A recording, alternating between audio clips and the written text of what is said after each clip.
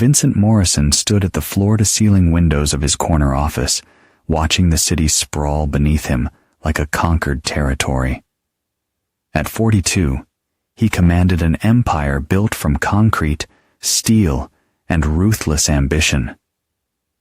Morrison Construction had risen from a single bulldozer and a $20,000 loan to a multi-million-dollar operation that reshaped skylines across 3 states. But Vince hadn't built his empire with handshakes and smiles. He built it with calculated determination that left competitors buried under lawsuits, workers too terrified to unionize, and city officials who owed him favors they could never repay. The scars on his knuckles told the story of his early days, when collecting debts meant more than phone calls and lawyers. At 19, fresh out of a group home that had hardened him like tempered steel, Vince had learned that mercy was a luxury he couldn't afford. When Tony Marcelli had tried to muscle in on his first construction site, Vince hadn't called the police. He'd waited in Tony's garage with a crowbar and left him with a limp that served as a permanent reminder. Word spread quickly. Vincent Morrison wasn't someone you crossed. His marriage to Diana Ashworth 15 years ago had been as calculated as every other decision in his life. She was the daughter of a prominent lawyer, beautiful enough to grace magazine covers and connected to old money that opened doors. His blue-collar background couldn't. Diana had been dazzled by his intensity, his hunger for success, and the way he took what he wanted without apology. She'd thought she was marrying a diamond in the rough. What she'd actually married was a weapon disguised as a man. Their son Blake, now 14, had inherited Vince's sharp intellect, but Diana's gentler nature, a combination that both pleased and worried his father. Vince loved his boy fiercely. But love in the Morrison household came with expectations. Blake would inherit the empire, but only if he proved worthy of the Morrison name. The intercom buzzed, pulling Vince from his thoughts. "Mr. Morrison, your 3 p.m. is here," his secretary announced. "Send him in." The door opened to admit Carlos Reeves, his site foreman and the closest thing Vince had to a friend. Carlos had been with him for 12 years, ever since Vince had pulled him out of a bar fight and offered him a job. Unlike the yes men who populated his boardroom, Carlos wasn't afraid to speak his mind. "We got a problem with the Riverside project," Carlos said without preamble, settling into the leather chair across from Vince's desk. "City inspector's been sniffing around asking questions about the foundation specs." Vince's jaw tightened. "Henderson." "Yeah, same fellow who tried to shake us down last year." Inspector William Henderson had been a thorn in Vince's side for 3 years, ever since Vince had refused to inflate a contract to line Henderson's pockets. The man had been looking for any excuse to shut down Morrison construction projects, and Vince had been equally determined not to give him one. "What's he claiming?" "Says the concrete doesn't meet city standards, wants to bring in an independent engineer." Vince leaned back in his chair, his mind already working through possibilities. Henderson was fishing, but that didn't make him less dangerous. A delayed project meant cost overruns, penalty clauses, and damaged reputation. But more than that, it meant someone was challenging Vincent Morrison's authority, and that was something he'd never tolerated. "Give me everything on Henderson," Vince said quietly.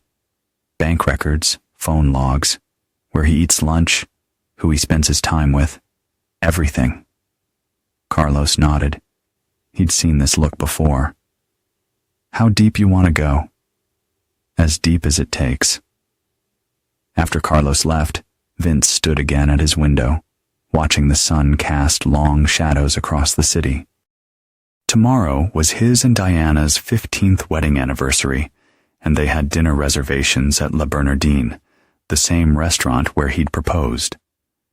Diana had been excited about it for weeks, buying a new dress, getting her hair done. For a moment, He allowed himself to imagine the evening. Candlelight, wine, his beautiful wife smiling across the table like she used to when they were young.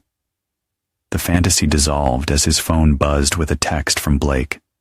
Basketball practice canceled. Home early. Vince smiled slightly. Maybe he'd surprise Diana by coming home early himself. They could have some family time before tomorrow's celebration. He gathered his briefcase and headed for the elevator, unaware that his decision to leave early would shatter the carefully constructed world he'd spent 2 decades building. The drive to his Westchester estate took 40 minutes through increasingly upscale neighborhoods. The Morrison house sat on 5 acres of manicured grounds, a Georgian colonial that proclaimed success without vulgarity. Diana had insisted on the location, close enough to the city for business, far enough out for privacy and prestige. As Vince pulled into the circular driveway, he noticed Troy Kellerman's black BMW parked near the side entrance. Troy was Diana's old friend from college, a smooth-talking real estate broker who'd been coming around more frequently lately.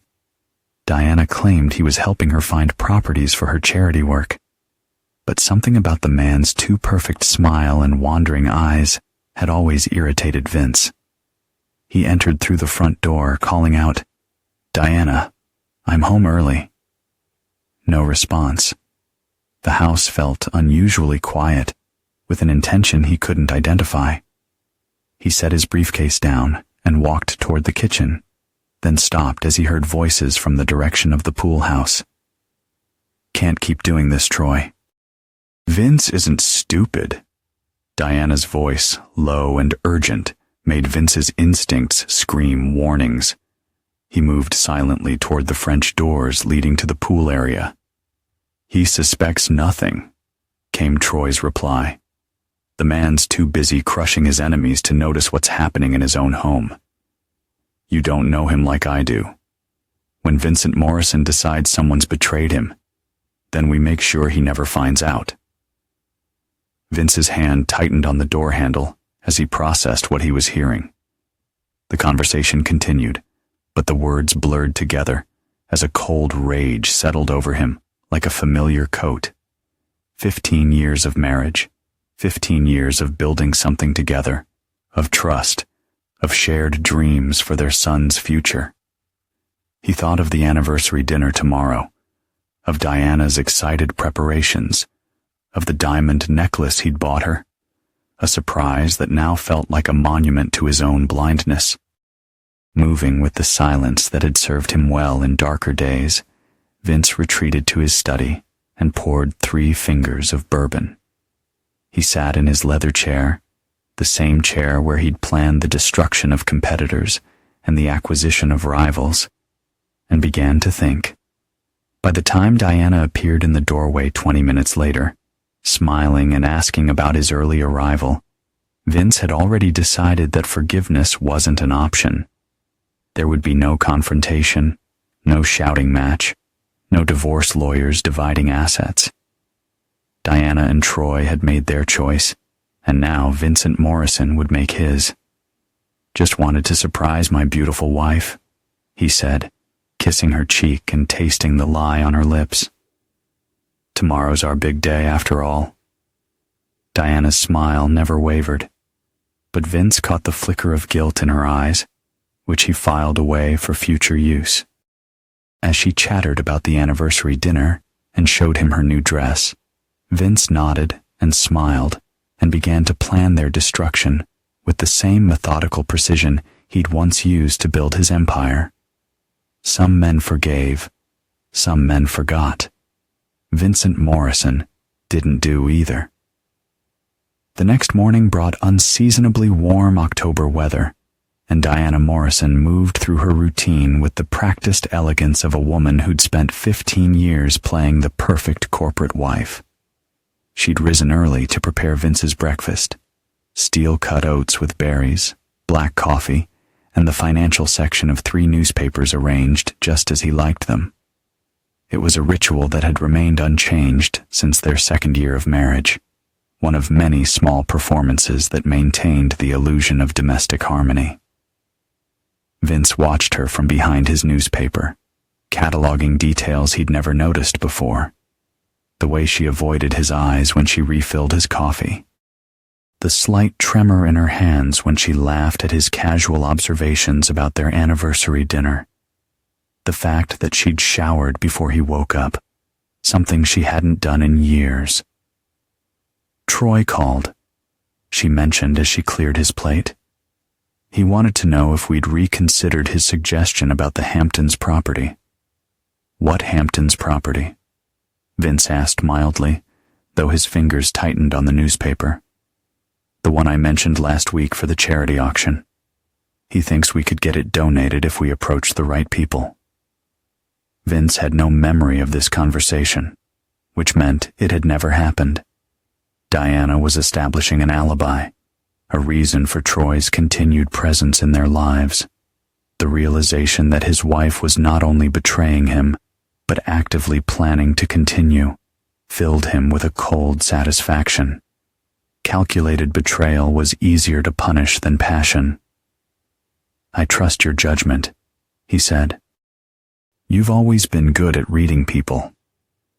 The irony wasn't lost on either of them, though only Vince appreciated it. At Morrison Construction, Vince found Carlos waiting with a thick manila folder. "Henderson's file," Carlos said, dropping it on the desk. "Guy's cleaner than a baptized baby, at least on paper." Vince flipped through bank statements, credit reports, and surveillance photos. Henderson lived modestly on his inspector's salary, attended church regularly, and had been married to the same woman for 23 years.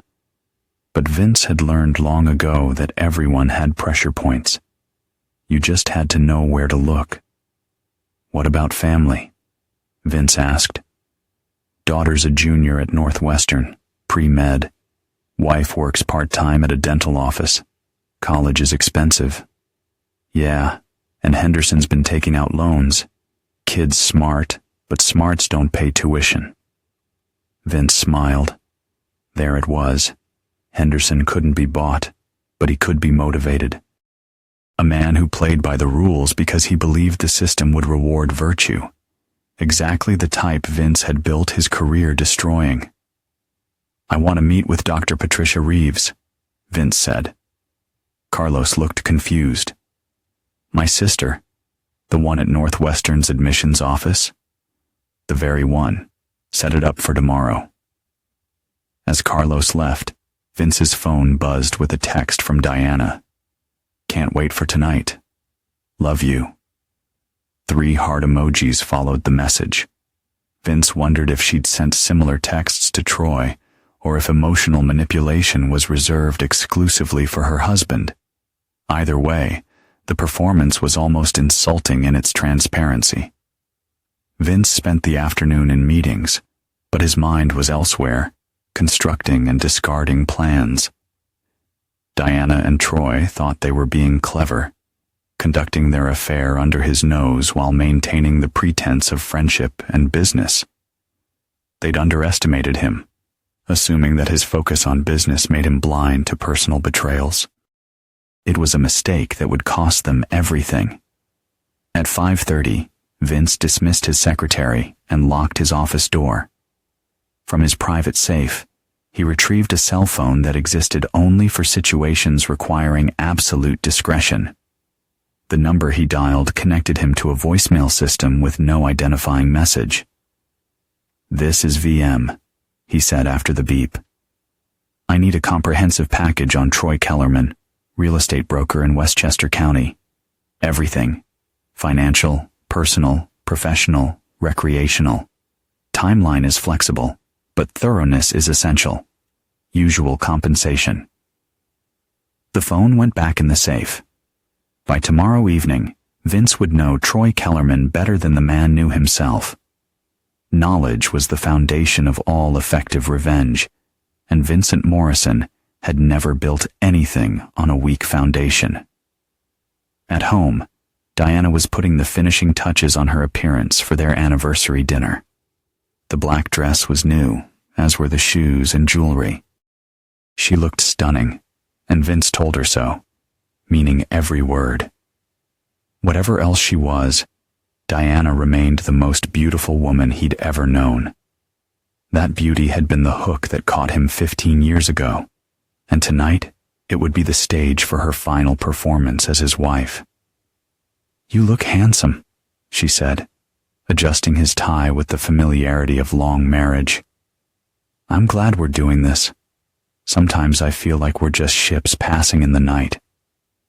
"Tonight's about us," Vince replied, taking her hand. "Just you and me." La Bernardine was exactly as he remembered. Intimate lighting, impeccable service, and the subtle hum of conversation from New York's elite. Their table overlooked the harbor, where yachts bobbed like expensive toys in the evening light.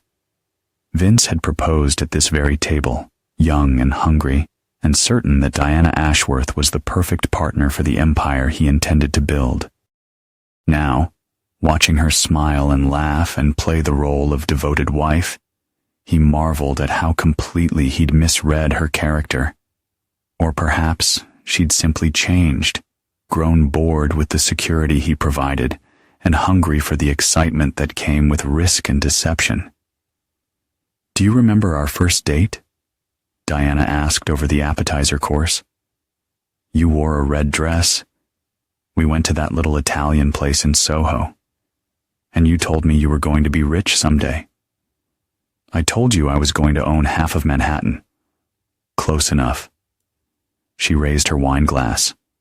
"To dreams that come true." They clinked glasses, and Vince saw his reflection in the crystal. A successful man toasting his wife on their anniversary, surrounded by luxury and accomplishment. To any observer, they were the picture of marital success. "I have something for you," Vince said, producing the jewelry box he'd carried in his jacket pocket. Diana's eyes widened as she opened it to reveal a diamond necklace worth more than most people's cars. "Vincent, it's beautiful. You didn't have to." "I wanted to." He stood and moved behind her chair to fasten the necklace, his hands gentle on her neck. 15 years deserve something special. She turned to kiss him, and for a moment, Vince almost believed they could return to what they'd once been. Almost. But the memory of yesterday's overheard conversation burned away any lingering sentiment. The evening continued with all the proper rituals: fine wine, excellent food, reminiscences about their early years together. Diana was the perfect companion, attentive and charming, and apparently devoted. She was also, Vince realized, a far better actress than he'd given her credit for. As they prepared to leave, Diana excused herself to the ladies' room. Vince watched her go, then checked his phone to find a message from his investigator. "Package ready. We'll deliver tomorrow." When Diana returned, she was glowing with wine and apparent happiness. "This was perfect," she said, linking her arm through his. "Thank you for tonight."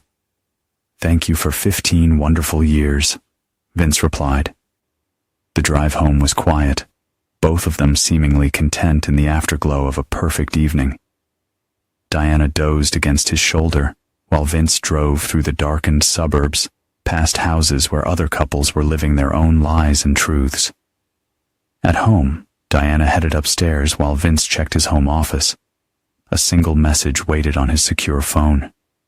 Henderson's daughter had been placed on academic probation. One more strike, and she was out. Vince smiled as he deleted the message. Henderson's leverage was dissolving, and tomorrow would bring Troy Kellerman's secrets. The pieces were falling into place with the same inevitable precision that had characterized every major construction project he'd ever managed. Upstairs, Diana was already in bed, the diamond necklace glittering on the nightstand. She smiled sleepily as he joined her. "I love you, Vincent." "I love you too," he replied, and meant it. Love and hate, he had learned, weren't opposites. They were different facets of the same overwhelming emotion. He loved Diana Morrison, the woman who'd shared his dreams and borne his son. He hated Diana, the unfaithful partner, the liar, the woman who'd betrayed everything they'd built together. Tomorrow would begin the process of separating one from the other. As Diana's breathing deepened into sleep, Vince stared at the ceiling and planned. Some men would have confronted their unfaithful wives immediately, demanding explanations and apologies. Others would have hired lawyers and fought over assets. Vincent Morrison was going to do something far more permanent. Diana and Troy had chosen their path. Now, Vince would show them where it led.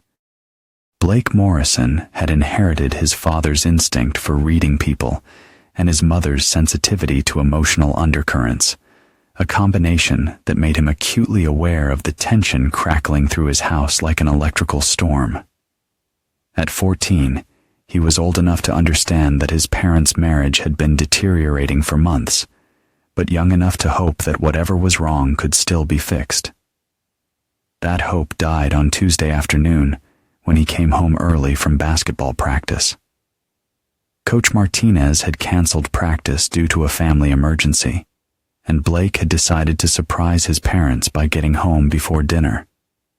He'd been looking forward to telling his father about his acceptance into the advanced mathematics program, news that he knew would make Vince proud. The house was quiet when he entered through the kitchen, his sneakers silent on the marble floor.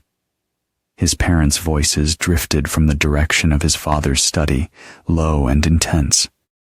Blake paused, something in their tone triggering the same instinct that had kept him alive during the 3 years he'd spent navigating the social minefield of prep school politics.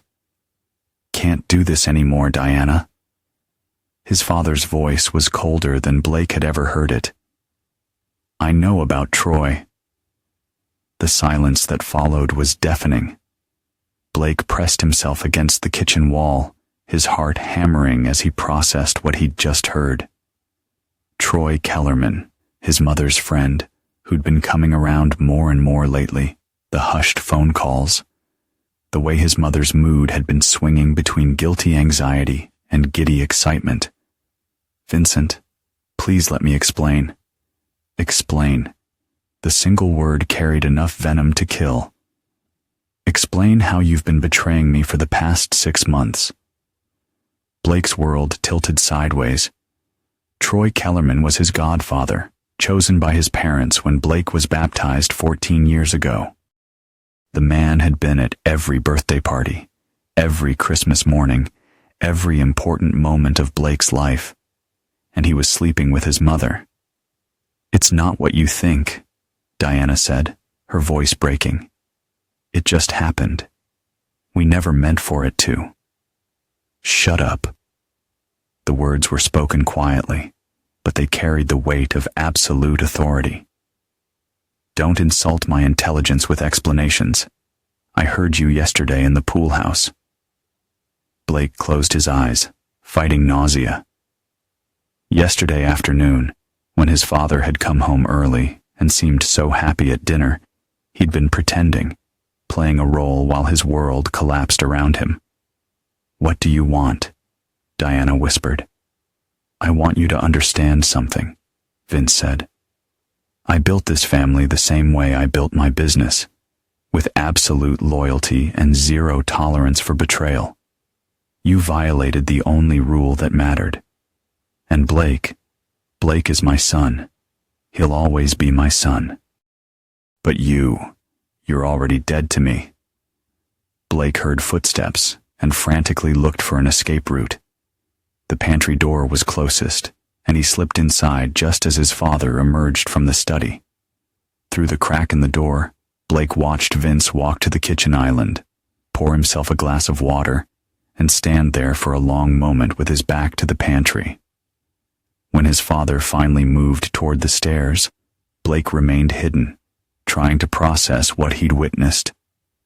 His father wasn't planning to forgive or forget. He was planning something else entirely.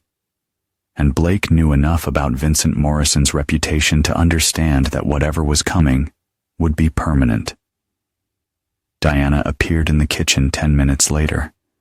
Her face was streaked with tears. She moved like a sleepwalker, opening and closing cabinets without purpose. When she finally noticed Blake emerging from the pantry, she froze. "Blake, I didn't know you were home." "Mom." He studied her face, seeing her as if for the first time. "Are you okay?" "Of course, sweetheart. Just tired." She attempted a smile that didn't reach her eyes. "How was practice?" "Canceled." Blake watched her carefully. "Mom, is something wrong? You and Dad seem—" "Everything's fine," she said quickly. "Your father's just stressed about work. You know how he gets." Blake nodded, playing along. But he'd seen his father under work stress before, and this was something else entirely. This was Vincent Morrison in predator mode, the same coldly focused intensity that had built an empire and destroyed anyone who stood in his way. That evening, dinner was a masterpiece of performance art. Vince was charming and attentive, asking about Blake's day and discussing weekend plans with apparent enthusiasm. Diana played her part perfectly, the devoted wife and mother who just happened to be betraying everything she claimed to hold dear. Blake contributed to the conversation while studying both parents with new eyes.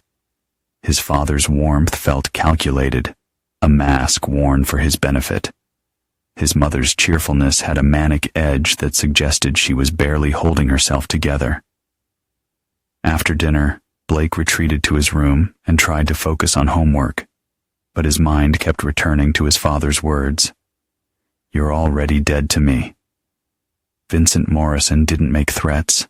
He made promises.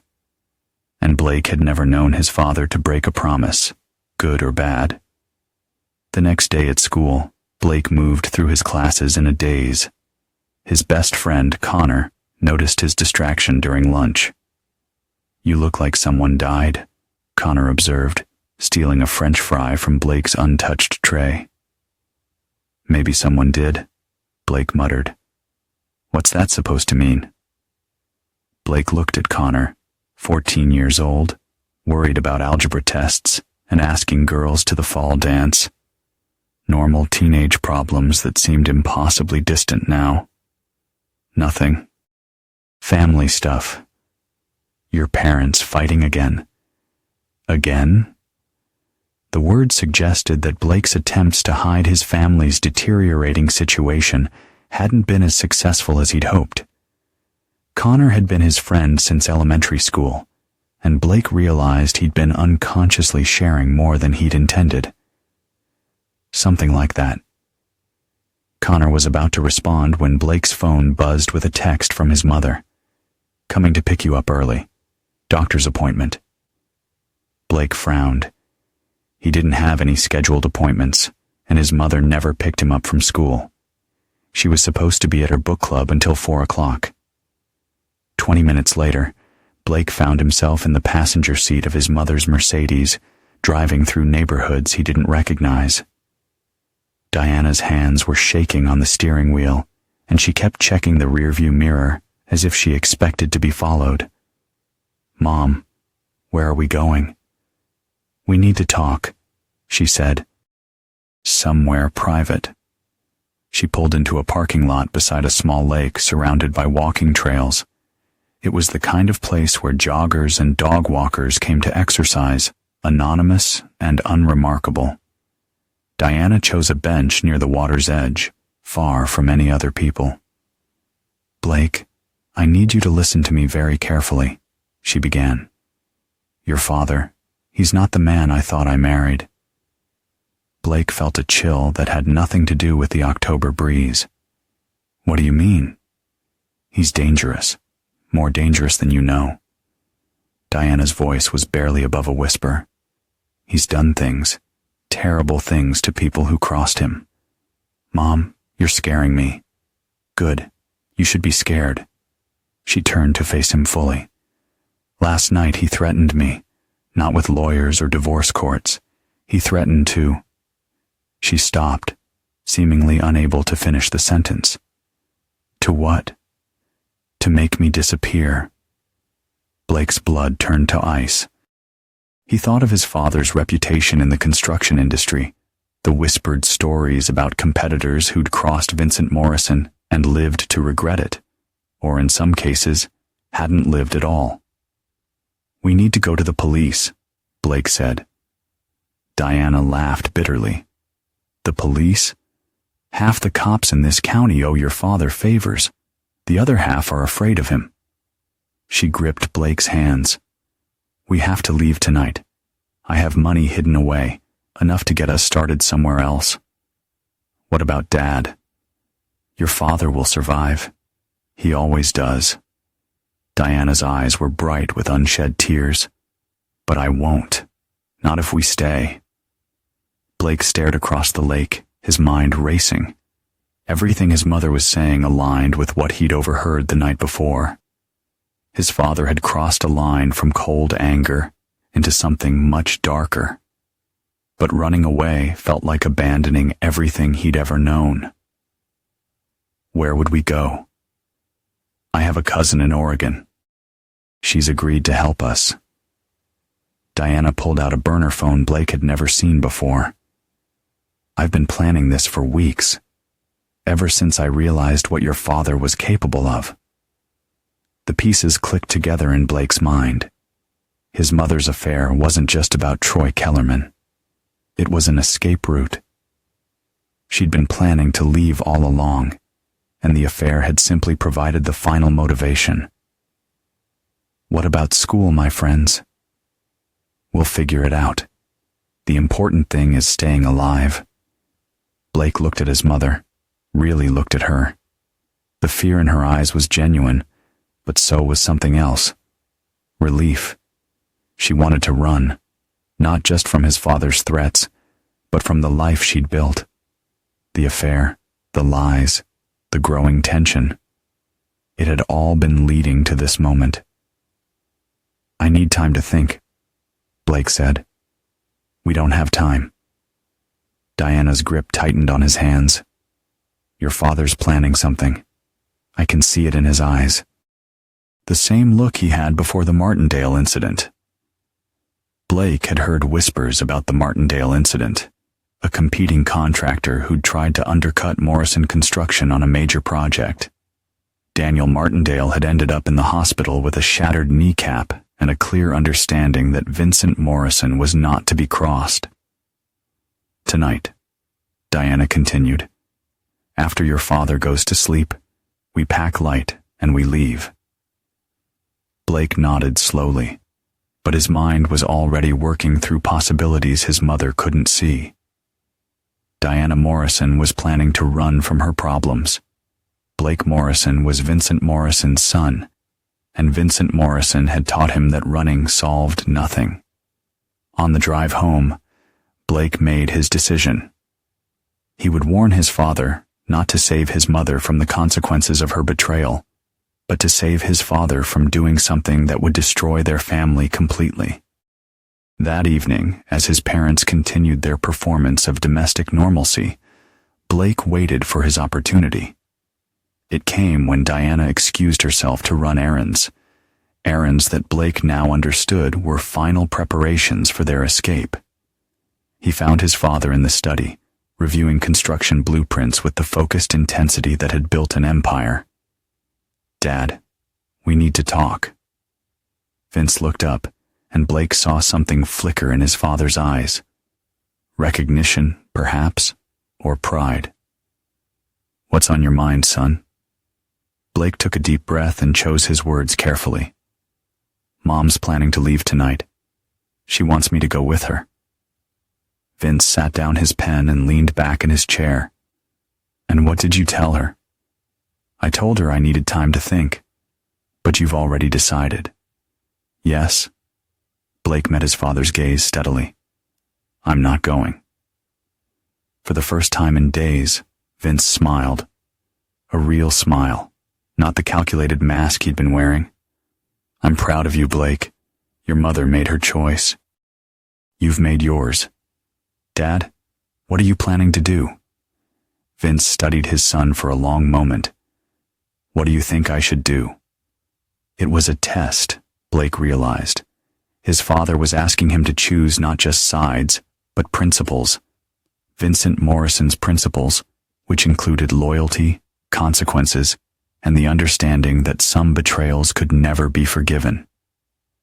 I think, Blake said carefully, that people should face the consequences of their choices. Vince nodded slowly. Then you understand. Blake did understand. His mother had chosen Troy Kellerman over her family. She'd chosen deception over honesty, selfishness over loyalty, and Vincent Morrison had never allowed anyone to escape the consequences of betraying him. What do you need me to do? His father's smile widened. Nothing, just be my son. As if summoned by their conversation, Diana's voice called from the front hall. I'm home. She appeared in the study doorway moments later, her cheeks flushed from the cold, and her eyes bright with nervous energy. What are you two plotting in here? Just father-son bonding, Vince said easily. Blake was telling me about his day. Diana's gaze moved between them, and Blake saw the moment she realized something had changed. Her son was no longer the boy she could manipulate into running away with her. He was Vincent Morrison's heir, and he'd chosen his side. Blake, honey, I need to talk to you upstairs, she said.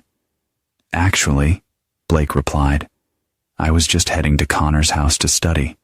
His mom's driving me. It was a lie, but Diana couldn't challenge it without revealing her own plans. She watched helplessly as Blake kissed her cheek and headed for the door, leaving her alone with the husband she'd betrayed. In the future, she could no longer escape. As Blake walked to Connor's house, he would actually go there, making his alibi real. He felt something settle inside him. The choice had been made. His mother had chosen her path, and now she would walk it to whatever end his father deemed appropriate. Blake Morrison was his father's son, and Vincent Morrison had taught him well. Loyalty was everything, and betrayal was unforgivable. Vincent Morrison sat in his study long after Blake left for Connor's house, watching Diana pace the living room through the doorway like a caged animal, sensing the approach of the hunter. She'd made 3 phone calls in the past hour, all brief, all whispered, all confirming what he already knew. Tonight would be her last night as Mrs. Vincent Morrison, though not in the way she was planning. The investigative file on Troy Kellerman lay open on his desk, a comprehensive dissection of a man who'd proven to be exactly what Vince had expected, weak, entitled, and tragically overconfident. Troy's real estate business was failing, propped up by increasingly desperate gambles and loans from people who collected debts with interest that compounded in blood. His affair with Diana wasn't passion, it was opportunism, an attempt to secure his financial future through the Morrison fortune. But the most interesting detail in the file was Troy's weekend hobby, recreational flying. He'd been piloting small aircraft for 15 years in a Cessna 172 that he kept at a private airfield in Connecticut. According to the investigator's notes, Troy had been teaching Diana to fly, supposedly as a surprise for Vince's birthday next month. Vince smiled as the pieces of his plan crystallized. Some men destroyed their enemies with bullets or blades. Vincent Morrison preferred irony. His secure phone buzzed with a text. Package delivered to secondary location, awaiting instructions. Diana appeared in the study doorway, her face a mask of forced calm. I'm going to bed early. I have an early morning appointment. Sleep well? Vince replied without looking up from his papers. Sweet dreams. The casual cruelty in his tone made her flinch. She lingered in the doorway as if she wanted to say something, then turned and headed upstairs. Vince waited until he heard their bedroom door close before making his next call. "Carlos, it's Vince. I need the crew at the Riverside site tomorrow morning. Full hazmat protocol." "Boss, we're not scheduled to start demo until next week." "Change of plans. And Carlos, make sure the men understand that this is a private matter. No paperwork, no official records."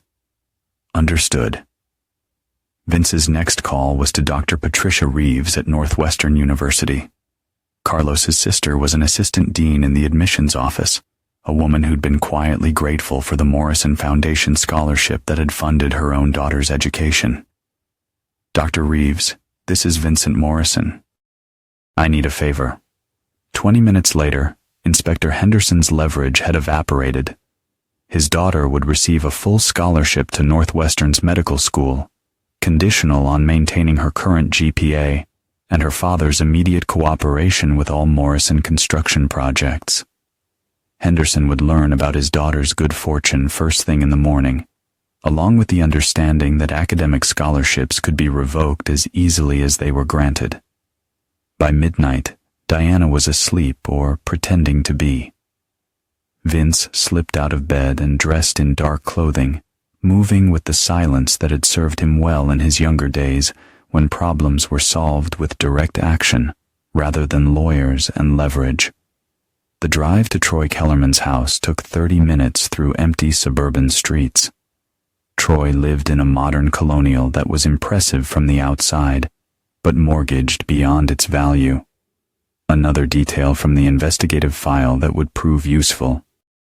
Vince parked 3 blocks away and approached through the wooded lot behind Troy's property. The security system was basic, designed to stop opportunistic burglars rather than determined professionals.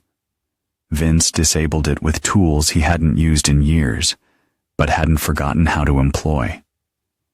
Troy was in his home office, apparently too anxious to sleep. He was hunched over his computer, frantically typing what appeared to be emails to potential clients. The desperation was visible in his posture, the slumped shoulders of a man watching his world collapse in real time. "Working late?" Vince asked from the doorway. Troy spun around, his face cycling through confusion, recognition, and terror in rapid succession. "Vincent, what are you? How did you get in?" Vince stepped into the office and closed the door behind him. "We need to talk." Troy's eyes darted toward the phone on his desk. Vince shook his head slowly. "That would be a mistake. Listen, Vincent, whatever you think you know. I know you've been involved with my wife for 6 months. I know you're broke. I know you've been planning to run away with Diana and my son tonight." Vince moved to the window and closed the blinds with deliberate precision. "I also know that you're not nearly as smart as you think you are." Troy's face had gone pale. "It's not what you think, really." "Then enlighten me." "Diana came to me. She was unhappy. Said you were becoming dangerous. She needed someone to talk to, so you talked her right into bed. It just happened." Troy's voice cracked. "We never meant for it to go this far." Vince studied the man who'd been his son's godfather, searching for any trace of remorse or dignity. He found neither. "Where were you planning to go?" Vince asked conversationally. "What?" "Tonight. When you and Diana ran away. Where was the destination?" Troy's mouth opened and closed like a fish gasping for air. Finally, he whispered, "I don't know what you're talking about." Vince sighed and pulled out his phone. A few taps brought up a recording application and several audio files. "We can't keep doing this, Troy. Vince isn't stupid," came Diana's voice from the phone's speaker. Then, "We make sure he never finds out," was your reply. "Should I play the rest?" Troy collapsed into his desk chair as if his strings had been cut. "What do you want?" "I want you to understand something," Vince said, echoing the words he'd spoken to Diana 2 days earlier. For 20 years, I've built my reputation on a simple principle. Cross Vincent Morrison, and there are consequences. Not legal consequences, not financial consequences, permanent consequences. You can't just cancel what kills you. Vince laughed softly. Troy, I've been killing people since I was 19 years old. The difference is that I've gotten smarter about it. These days, I prefer to let people destroy themselves. He pulled a thick manila envelope from his jacket and tossed it onto Troy's desk. Your financial records, bank statements, loan documents, payment histories. Very interesting reading. Troy's hands shook as he opened the envelope. How did you? The Clow brothers are looking for you. Did you really think borrowing $200,000 from Russian loan sharks was a sustainable business strategy? The blood drained from Troy's face. They said I had 6 months. That was 4 months ago. Your payment's overdue. I can get the money. The Harrison deal is about to close. The Harrison deal fell through yesterday. Your client decided to go with Morrison Properties instead. Vince smiled. Coincidentally, I happen to know the seller. We go way back. Troy stared at the documents, his financial death sentence laid out in black and white.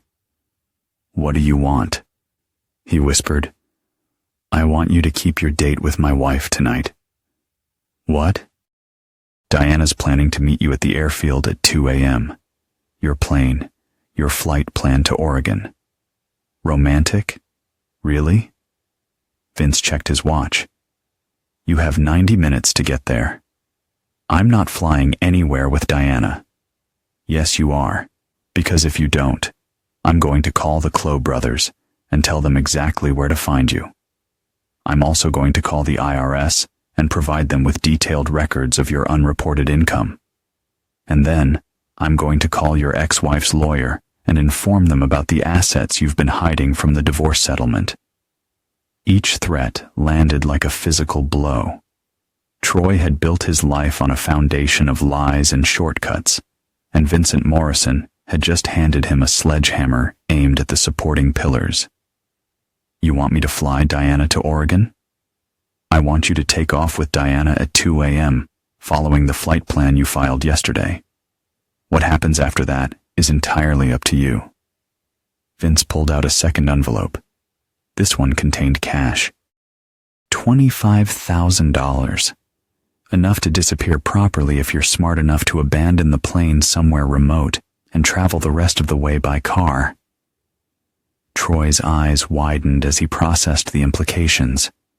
You're paying me to kidnap your wife. I'm paying you to give Diana exactly what she wants, a new life far away from Vincent Morrison. Vince's smile turned predatory. Of course, if anything were to happen to that plane during the flight, well, small aircraft accidents are tragically common. Mechanical failures, weather issues, pilot error. The FAA investigates thoroughly, but sometimes there just aren't any survivors to explain what went wrong. The threat hung in the air like poison gas. Troy understood now he wasn't being offered a choice between escape and punishment. He was being offered a choice between probable death and certain death. The money's yours either way, Vince continued. But if you decide to be creative about the flight plan, there's another $25,000 waiting for you in a Swiss account. All you need is the routing number, which I'll provide once Diana's travel plans are finalized. Troy's hands trembled as he reached for the cash. You're asking me to kill her? I'm not asking you to do anything. I'm simply pointing out that Diana Morrison is worth $2 million in life insurance, and that airplane accidents are notoriously difficult to investigate when the wreckage ends up in the Atlantic Ocean. Vince stood and moved toward the door. 2 a.m., Troy.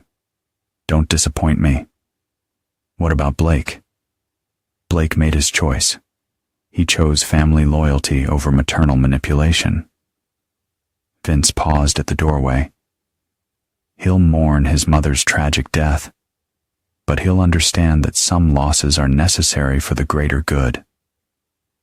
As Vince left Troy's house, he felt the same cold satisfaction that had sustained him through 20 years of business warfare. Diana had chosen betrayal over loyalty. Troy had chosen greed over honor. Now they would face the consequences of those choices together, 30,000 feet above the Atlantic Ocean. Some men forgave their enemies. Some men forgot past wrongs. Vincent Morrison eliminated future problems. Diana Morrison stood before her bedroom mirror at 1:15 a.m., staring at a reflection she barely recognized. Gone was the polished corporate wife who'd graced charity galas and business dinners for 15 years. In her place stood a woman preparing to abandon everything she'd ever known for an uncertain future with a man she wasn't even sure she loved. The overnight bag at her feet contained the essentials of her escape. Clothes for a week, important documents, the $20,000 in cash she'd been accumulating for months, and the burner phone that had become her lifeline to Troy. Everything else, the designer wardrobe, the jewelry, the carefully curated life of luxury, would remain behind like artifacts from an abandoned civilization. She'd written Blake a letter, though she doubted he would ever read it. Her son had chosen his father's side with a finality that still took her breath away. 14 years old, and already he possessed Vincent's cold calculation, his ability to cut emotional ties when loyalty was questioned. In trying to save Blake from his father's influence, Diana realized she'd lost him completely. The house was silent around her, but she could feel Vincent's presence like a weight in the air. He was awake. She was certain of it, probably sitting in his study, planning her destruction with the same methodical precision he'd once used to court her. Diana had seen that look before, directed at business rivals and municipal officials who'd made the mistake of crossing Vincent Morrison. She'd never imagined becoming its target. Her phone buzzed with a text from Troy. "Plane ready. See you soon. Everything will be okay." Diana wanted to believe that Troy had been her anchor these past months, the only person who understood the suffocating weight of being Vincent Morrison's wife. But even as she prepared to run away with him, doubts nagged at her consciousness. Troy was charming and attentive, but was he strong enough to protect her from Vincent's inevitable pursuit? And if not, what would happen to both of them when her husband's patience finally ran out? She moved silently through the house, avoiding the stairs that creaked and the floorboards that groaned. Vincent had taught her the layout during their first year of marriage, pointing out which routes allowed for silent movement, knowledge he'd gained during his own days of settling disputes with direct action rather than lawyers. The garage was dark and cold, her Mercedes waiting like a faithful servant.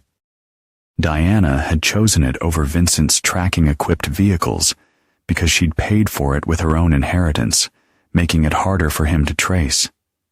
Every detail of her escape had been planned with paranoid precision, the kind of forward thinking that came from living with a man who'd built his empire on strategic patience and overwhelming force. The drive to the airfield took 25 minutes through empty Connecticut countryside. Diana kept checking her mirrors, expecting to see headlights following her, but the roads remained deserted. Maybe Vincent was letting her go. Maybe his pride wouldn't allow him to chase a wife who'd rejected him so completely. The hope lasted until she reached the airfield and saw Troy's Cessna illuminated by runway lights. Something was wrong. She could sense it in the way Troy moved around the aircraft, checking instruments with mechanical precision rather than his usual casual confidence. When he looked up at her approach, his face was pale in the harsh lighting. "You're late," he said, his voice strained. "I had to be careful." Diana studied his expression, recognizing fear when she saw it. Troy, what's wrong? Nothing. Just nervous. Big step, you know. But Diana knew Troy well enough to recognize his tells, the way he avoided her eyes, the slight tremor in his hands, the sweat on his forehead despite the cool October air. These were signs of more than pre-flight anxiety. Has Vincent contacted you? Troy's head snapped up. Why would you ask that? Because you look like someone who's seen a ghost. I'm fine. Let's just get going. Troy gestured toward the plane. Weather's supposed to turn bad in a few hours. Diana remained where she was. Troy, if Vincent threatened you, he didn't threaten me. The response came too quickly, too emphatically. Diana, please, we need to leave now. Against her better judgment, Diana allowed Troy to help her into the passenger seat. The Cessna's interior was cramped but comfortable, equipped with the modern avionics that Troy was so proud of. Under normal circumstances, she would have been excited about her first real flight. Tonight, the plane felt like a coffin with wings. Troy completed his pre-flight checklist with uncharacteristic haste, his movements sharp and urgent. When he started the engine, the propeller's roar seemed unnaturally loud in the quiet night. Diana fastened her seatbelt and tried to shake the feeling that she was making a terrible mistake. Troy? She placed her hand on his arm as he prepared to taxi. Tell me the truth. Did Vincent find out about tonight? Troy's laugh was hollow. Vincent Morrison finds out about everything, Diana. The question is what he chooses to do with the information. What's that supposed to mean? Instead of answering, Troy pulled out an envelope and handed it to her. Diana's blood turned to ice as she recognized Vincent's precise handwriting on the outside. For Diana, with love. Inside was a single sheet of expensive stationery, the same stationery Vincent used for business correspondence that required his personal touch. Diana, by the time you read this, you'll have made your final choice. I want you to know that I understand. Marriage to Vincent Morrison was never going to be easy, and I recognize that I became someone you could no longer love. I also want you to know that I remember the woman I fell in love with 15 years ago. Beautiful, intelligent, passionate, and hopelessly naive about the kind of man you were marrying. That woman deserved better than the life I gave her. Unfortunately, the woman you became, the one who chose deception over honesty, betrayal over loyalty, deserves exactly what she's about to receive. Troy will explain the details of your journey. I trust you'll find the accommodations appropriate to your circumstances. Give my regards to the Atlantic Ocean. Vincent P.S. Blake sends his love. He's proud to be his father's son. Diana's hands shook as she processed the letter's implications. Troy, what does this mean? Troy was already taxiing toward the runway, his face set in grim determination. It means your husband is a more creative bastard than either of us imagined. Troy, stop the plane. I can't. What do you mean you can't? Troy's voice was barely audible over the engine noise. He knows about the Kozlov brothers. He knows about the hidden accounts. He knows everything, Diana. If I don't follow his instructions exactly, I'm a dead man. What instructions? Instead of answering, Troy pulled out a second envelope and tossed it in her lap. This one contained photographs, surveillance shots of Troy meeting with dangerous-looking men, bank records showing his crushing debts, and a detailed breakdown of his financial crimes. Vincent made me an offer, Troy said as they reached the runway. $50,000 to give you exactly what you wanted, escape from your marriage. Diana's stomach dropped. You're taking me to Oregon. No. Troy's voice was dead. I'm taking you over the Atlantic Ocean. About 50 miles offshore, this plane is going to experience a catastrophic mechanical failure. The runway lights stretched ahead of them like a path to hell. Diana grabbed Troy's arm desperately. "You can't do this. You love me." "I thought I did, but your husband made me realize something. I love being alive more." Troy pushed the throttle forward, and the Cessna began its takeoff roll. Diana watched the trees flash past the windows, knowing she had perhaps minutes before they reached the point of no return. "The 50,000 isn't enough," she said quickly. "I have access to accounts Vincent doesn't know about. Offshore money. Millions." Troy glanced at her, hope flickering in his eyes. "How much?" "3 million. Swiss accounts my father set up before he died." It was a lie, but desperation made her convincing. "Kill me, and you get 50,000. Keep me alive, and we split 3 million. The plane lifted off the runway, climbing into the dark sky. For a moment, Diana thought she'd bought herself more time.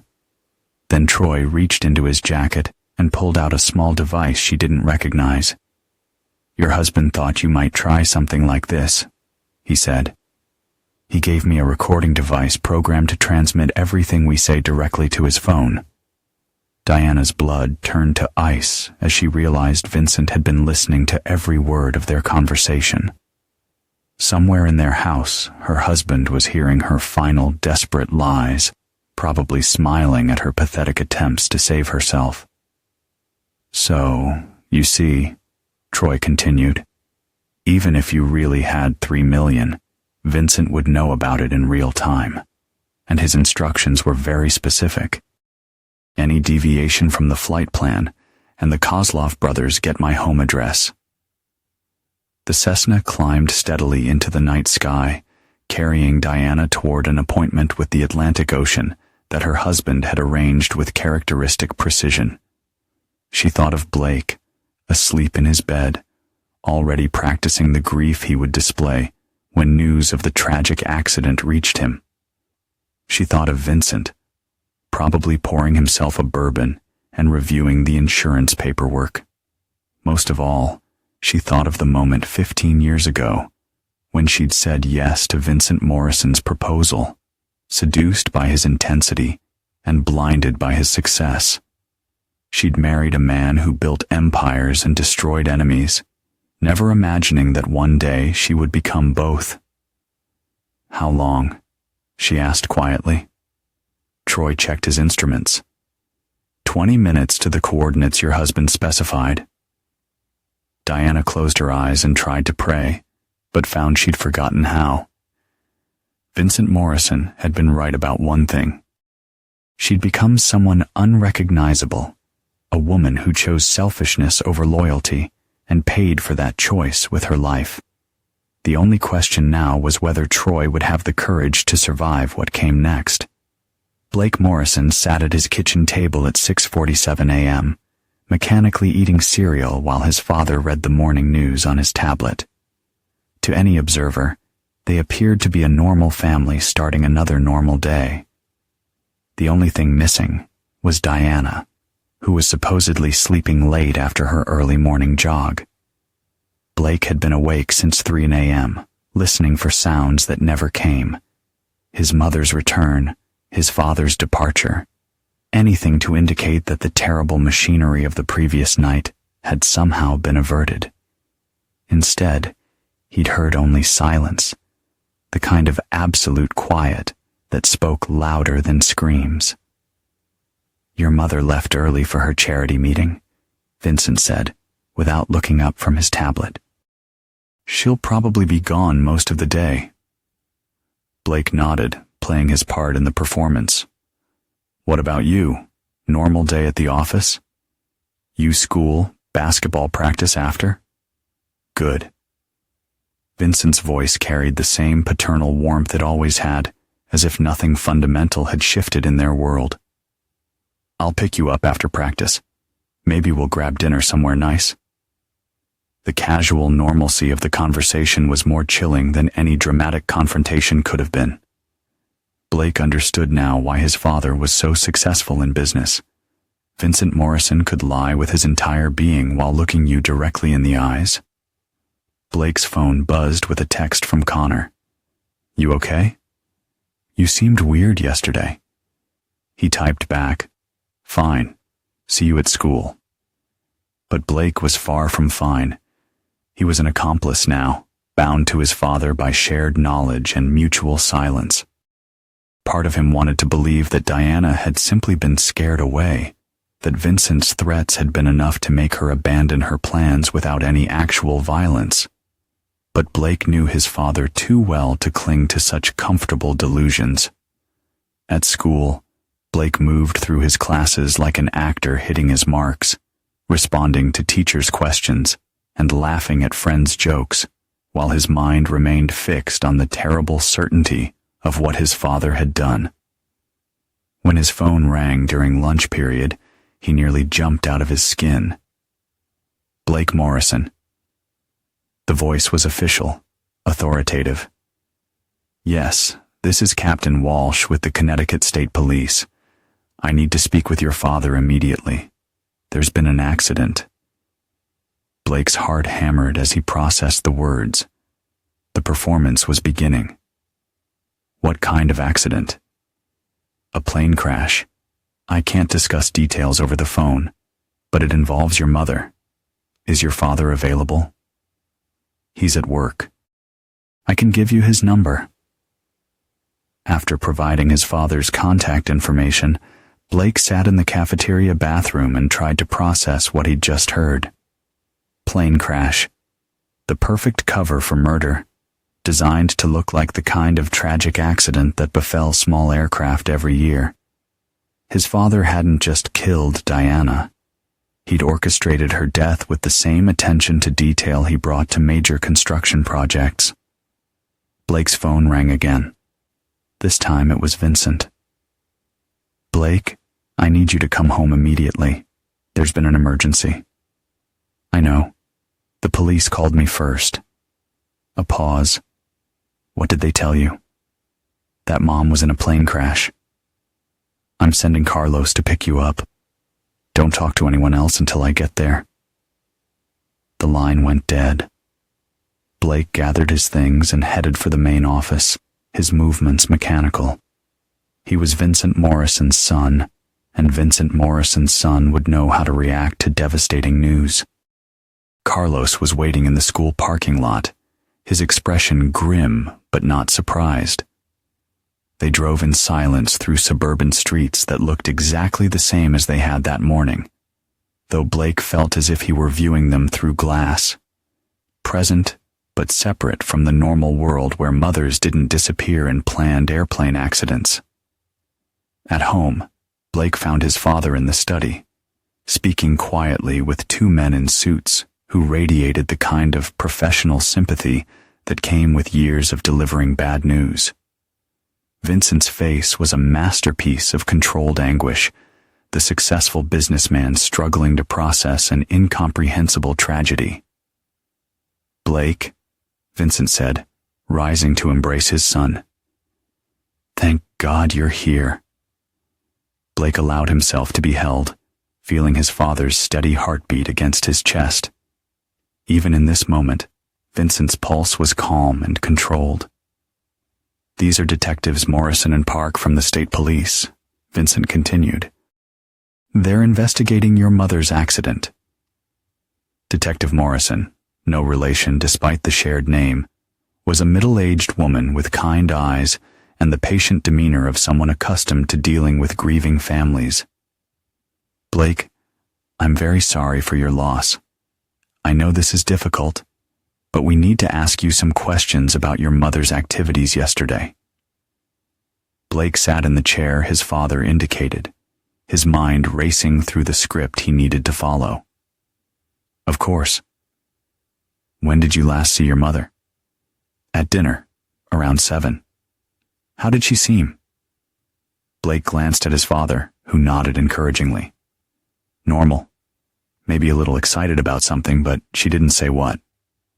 Did she mention any plans to go flying? No. I didn't even know she knew how to fly a plane. Detective Park, a younger man with sharp eyes, made notes on a tablet. According to the flight plan, she was traveling with Troy Kellerman. Did you know Mr. Kellerman? He's my godfather, Blake said, the words tasting like ashes. He's been friends with my parents for years. Any idea why they might have been flying to Oregon together? Blake looked genuinely confused, the easiest emotion to fake when you were 15 and your world had just imploded. Oregon. No, that doesn't make sense. Vincent placed a protective hand on Blake's shoulder. Officers, my son's been through enough shock for one day. If you have more questions, of course, Detective Morrison said. Blake, you've been very helpful.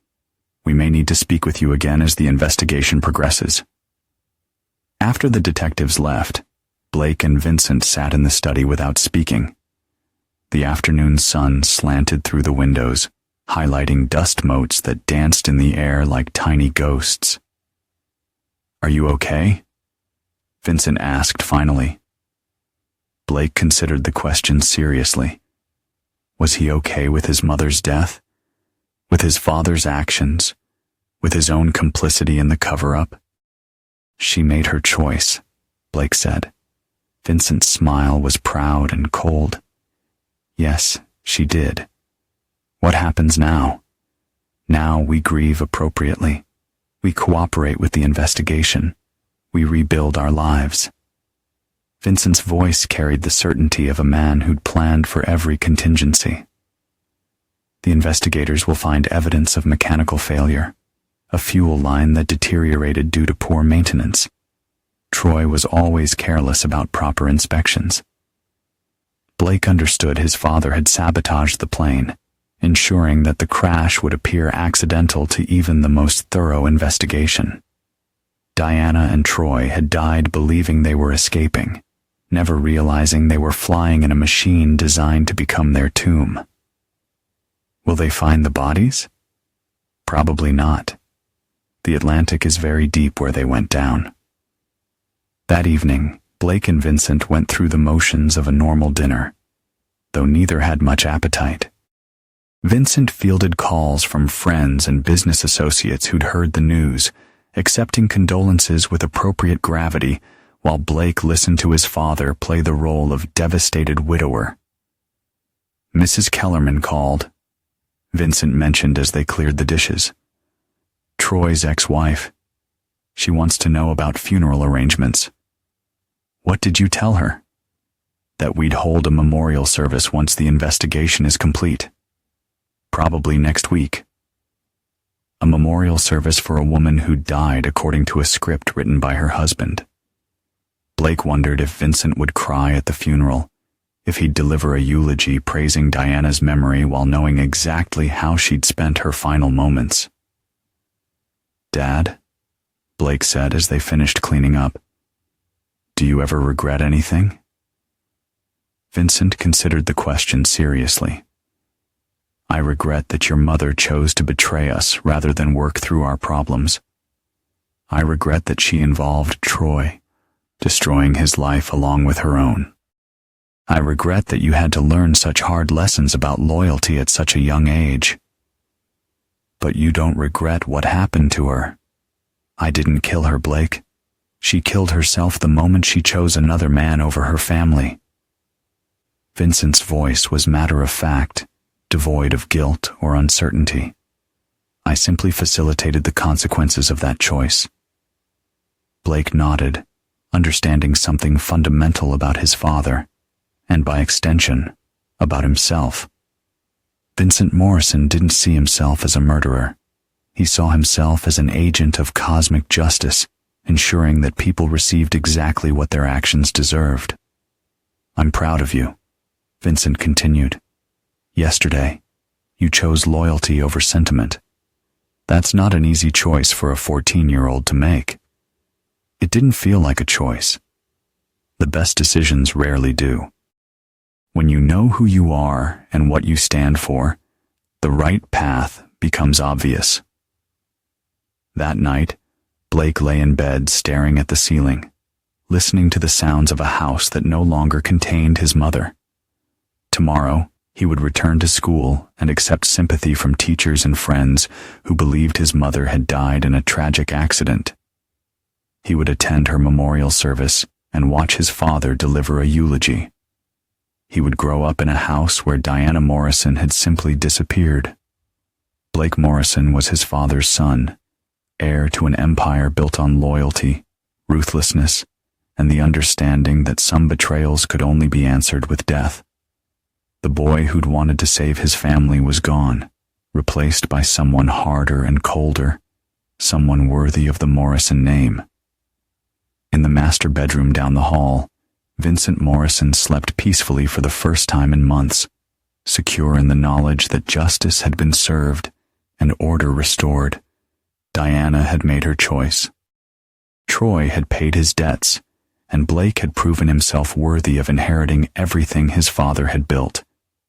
The Morrison Empire would continue, stronger and more ruthless than ever. Some men forgave their enemies. Some men forgot past wrongs. Vincent Morrison eliminated future problems and taught his son to do the same. 3 weeks after Diana Morrison's funeral, Blake found himself standing in his mother's walk-in closet, staring at clothes that would never be worn again. The memorial service had been a masterpiece of orchestrated grief, with Vincent delivering a eulogy that brought tears to every eye in the church, and Blake playing the devastated son with an authenticity that surprised even himself. The community had rallied around them, offering casseroles and condolences and promises that time would heal their wounds. But time, Blake was learning, didn't heal anything. It simply taught you to carry your secrets more efficiently. Blake? Vincent's voice drifted up from downstairs. We have visitors. Blake descended to find Detective Morrison and Detective Park standing in the foyer, their expressions more serious than during their previous visits. Vincent stood beside them wearing his public face, the successful businessman still reeling from an incomprehensible tragedy. What can we do for you, officers? Vincent asked. We've completed our preliminary investigation into the crash, Detective Morrison said. There are some details we'd like to discuss. They settled in the living room, Blake and Vincent on the sofa, while the detectives took the opposing chairs. The afternoon light streaming through the windows felt accusatory, as if the sun itself were conducting an interrogation. The good news is that we've recovered some wreckage, Detective Park began. The bad news is what we found in that wreckage. Blake felt his father's stillness beside him, the kind of absolute control that had characterized every crisis in Vincent Morrison's life. What do you mean? Vincent asked. Detective Morrison opened a folder and withdrew several photographs. The plane's fuel system had been tampered with. Someone deliberately weakened a fuel line, causing it to fail during flight. Blake's heart hammered, but Vincent's expression remained perfectly neutral. Tampered with? You mean sabotaged? That's exactly what we mean. This wasn't an accident, Mr. Morrison. Someone wanted that plane to crash. The silence that followed was deafening. Blake stared at the photographs, seeing twisted metal and burn patterns that had once been Troy Kellerman's pride and joy. Somewhere in that wreckage were the remains of his mother and her companion, victims of Vincent Morrison's surgical precision. I don't understand, Vincent said slowly. Who would want to hurt Diana? That's what we're trying to figure out. Mr. Morrison, we need to ask some difficult questions about your marriage. Blake watched his father transform into the grieving widower seeking justice for his murdered wife. It was a performance worthy of an Academy Award. Of course, anything to help find who did this. Were you and Diana having marital problems? Vincent's pause was perfectly timed, long enough to suggest reluctance, short enough to avoid suspicion. Every marriage has its challenges. We've been going through a rough patch, but nothing that couldn't be worked out. What kind of rough patch? Diana had been distant lately, preoccupied. I thought it was stress from her charity work, but now... Vincent's voice trailed off suggestively. Detective Park leaned forward. Now you think what? I hate to say this, but I'm wondering if Diana was involved with someone who might have wanted to eliminate me from the picture permanently. Blake marveled at his father's audacity. Vincent was deflecting suspicion by painting himself as the intended victim, suggesting that Diana's affair had somehow led to the sabotage of the plane they'd both died in. Do you have any evidence of an affair? Detective Morrison asked. Vincent hesitated again, the reluctant husband forced to expose his wife's infidelity. I found some things. Text messages, credit card receipts for restaurants I'd never been to. I was planning to confront her about it after our anniversary. The detectives exchanged glances. Blake could see them reassessing their assumptions, considering the possibility that Diana Morrison had been the perpetrator rather than the victim. Mr. Morrison, Detective Park said carefully, is it possible that Diana and Mr. Kellerman were planning to leave you? That someone else discovered their plans and decided to stop them permanently? Vincent's voice broke convincingly. I can't believe Diana would abandon Blake. Whatever problems we had, she loved our son. Blake felt a stab of genuine pain at his father's words. Diana had been planning to take him with her, to tear him away from everything he'd ever known. The fact that Vincent was now using that planned kidnapping to deflect suspicion was almost beautiful in its cruel efficiency. Blake, Detective Morrison turned to him with gentle eyes. Did you notice anything unusual about your mother's behavior in the weeks before her death? Blake looked at his father, who nodded encouragingly. She seemed excited about something. Nervous, but excited, and she was on her phone a lot more than usual. Did you ever see her with Mr. Kellerman? Sometimes he'd come over for dinner or business meetings. He was my godfather. Blake's voice cracked on the last word, a genuine emotion that enhanced his credibility. The detective spent another hour asking questions, most of which Vincent deflected with masterful performances of grief and confusion.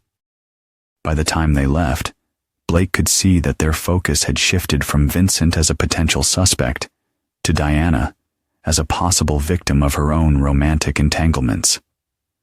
Brilliant, Blake said after the detective's car disappeared down the driveway. Necessary, Vincent corrected. The truth is often less important than perception. Those detectives want to solve a case, and I've given them a solution that makes sense within their worldview. You think they'll buy it? They already have. A cheating wife, her lover, and a mysterious third party who wanted them dead. It's exactly the kind of love triangle murder that gets featured on crime shows. Vincent poured himself a bourbon from the bar cart. Within a month, they'll be looking for Diana's other lover, the jealous man who couldn't bear to see her run away with Troy. Blake absorbed this lesson in misdirection. His father hadn't just planned Diana's murder. He'd constructed an entire alternative narrative that would keep investigators chasing shadows while the real perpetrator grieved publicly and rebuilt his life. What if they find evidence that leads back to you? They won't. The sabotage was carried out by professionals who don't exist on any official records. The flight plan was filed by Troy, using his own credentials. The fuel line failure will appear to be the work of someone with mechanical knowledge, but no connection to Morrison Construction. Vincent's smile was cold and satisfied. I've been planning this for 3 weeks, Blake, Every contingency has been considered. That evening, Blake found himself in his mother's study, the one room in the house that Vincent hadn't touched since her death. Diana's books still lined the shelves. Her reading glasses still lay on the desk beside a half-finished novel she would never complete. It was like stepping into a shrine to a woman who'd never existed, the loving wife and devoted mother that Diana had pretended to be. Blake opened the desk drawers systematically, not looking for anything specific, but unable to resist the urge to search for clues about the woman his mother had really been. Most of what he found was mundane: charity correspondence, social calendars, shopping lists. But in the bottom drawer, hidden beneath a stack of old magazines, Blake discovered something that made his blood run cold. A journal in Diana's handwriting, chronicling the last 6 months of her life in intimate detail. March 15th. Vincent came home early today and found me crying. I told him it was about the charity auction, but the truth is, I can't stop thinking about Troy. What we did last week was wrong, but it felt more right than anything I've experienced in years. March 22nd. Troy says Vincent suspects something. Maybe we should stop seeing each other, but I can't. He makes me feel alive again. Reminds me of who I used to be before I became Mrs. Vincent Morrison. April 3rd. Vincent's been watching me. I catch him studying my face when he thinks I'm not looking. And there's something in his eyes that terrifies me. I know what he's capable of when people cross him. Blake turned pages with trembling fingers, reading his mother's descent into adultery and paranoia. Diana had known she was playing with fire, but she'd been unable to stop herself. The entries became increasingly desperate as the weeks passed. May 10th. Troy thinks we should run away together. He has a plane, knows how to disappear. Part of me wants to say yes, but what about Blake? How can I abandon my son? May 18th. Saw Vincent talking to Carlos about something that made them both laugh. Cold laughter, the kind that means someone's about to get hurt. I'm starting to think Troy might be right about leaving. June 2nd. Blake knows something's wrong. My beautiful boy is too smart for his own good, just like his father. If we run, I'll have to take him with me. Vincent would never forgive me, but staying might get us all killed. The final entry was dated the day before Diana's death. June 15th. Troy filed a flight plan to Oregon.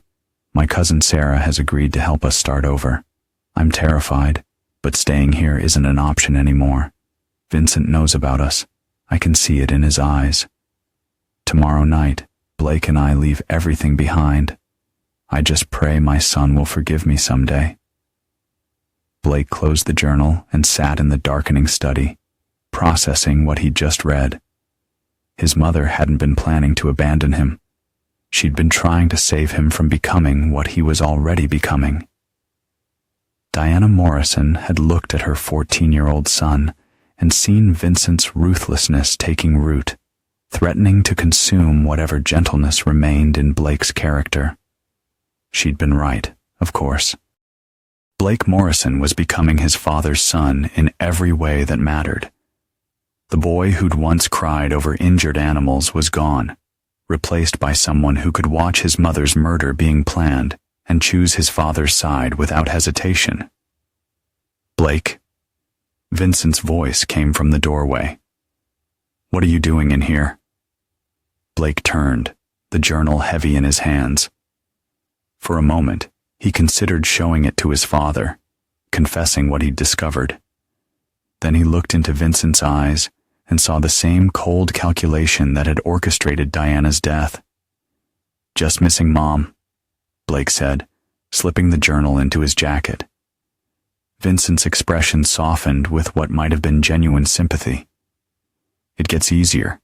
The pain fades, but the lessons remain. What lessons? That loyalty is everything. that family is sacred, that anyone who threatens what we've built together will face the consequences. Vincent moved to Diana's bookshelf and selected a volume of poetry she'd loved. Your mother forgot those lessons. She chose passion over duty, excitement over security. In the end, it cost her everything. Blake nodded, understanding that his father was delivering more than just commentary on Diana's fate. He was issuing a warning about the future. Vincent Morrison would accept no more betrayals from his family.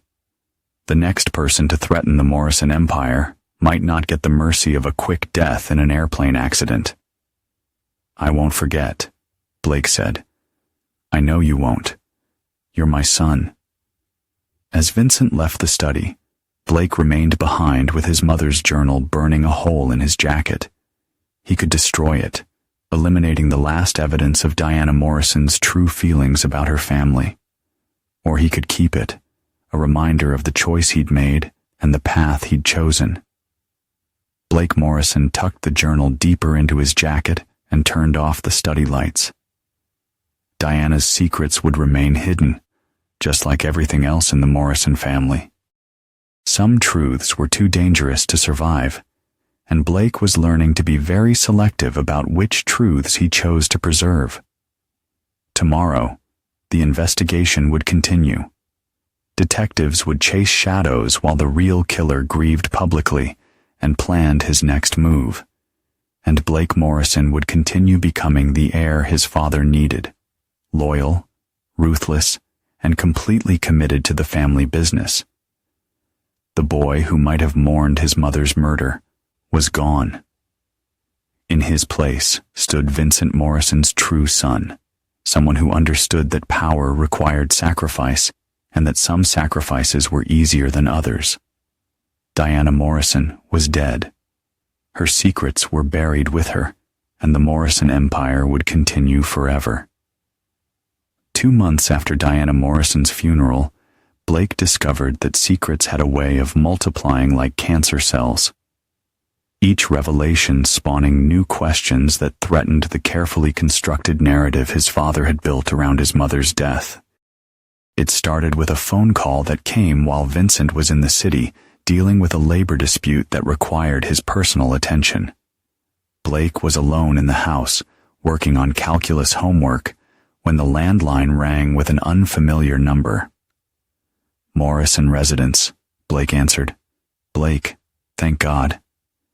The voice was female, middle-aged, and thick with barely controlled panic. This is Sarah Chun, your mother's cousin from Oregon. I've been trying to reach Diana for weeks. Blake's blood turned to ice. Sarah Chun, the cousin Diana had mentioned in her journal, the woman who was supposed to help them start their new life. Mrs. Chun, Blake said carefully. I'm sorry, but my mother, she died in a plane crash 2 months ago.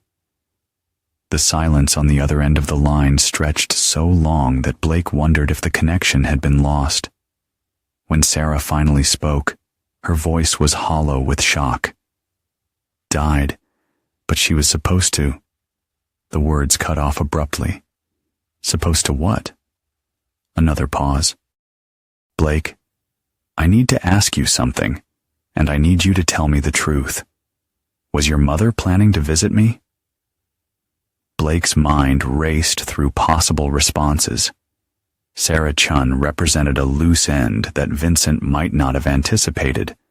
Someone who knew about Diana's escape plans and might ask uncomfortable questions. I don't think so, Blake lied. She never mentioned any trips to Oregon. That's impossible. Diana called me 3 weeks before she died. She said she was bringing you to stay with me for a while, that it wasn't safe for either of you at home anymore.